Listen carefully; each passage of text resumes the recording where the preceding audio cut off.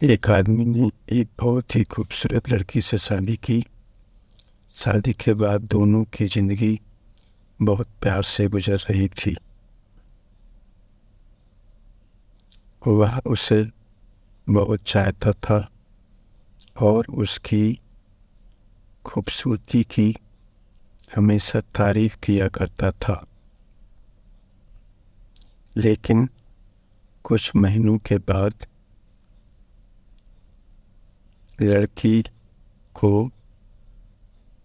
चर्म रोग से ग्रसित हो गई और धीरे धीरे उसकी खूबसूरती जाने लगी। खुद को इस तरह देख उसके मन में डर सताने लगा कि यदि वह बदसूरत हो गई तो उसका पति उसे नफरत करने लगेगा और वह उसकी नफरत बर्दाश्त नहीं कर पाएगी। इस बीच एक दिन पति को किसी काम से शहर के बाहर जाना पड़ा। काम खत्म कर जब वह घर वापस लौट रहा था तो उसका एक्सीडेंट हो गया।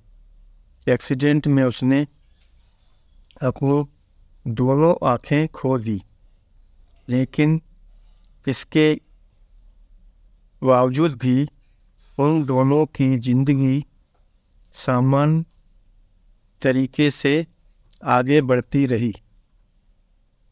समय गुजरता रहा और अपने चर्म रोग के कारण लड़की ने अपनी खूबसूरती पूरी तरह खो दी।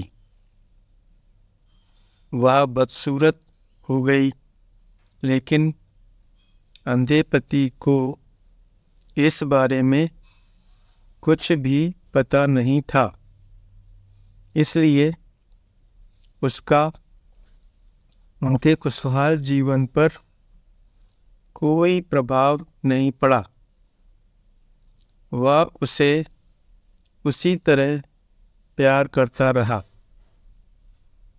एक दिन उस लड़की की मौत हो गई। पति अब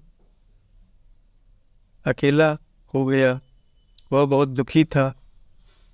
वह शहर को छोड़कर जाना चाहता था। उसने अंतिम संस्कार की सारी क्रियाविधि पूर्ण की और शहर छोड़कर जाने लगा। तभी एक आदमी ने पीछे से उसे पुकारा और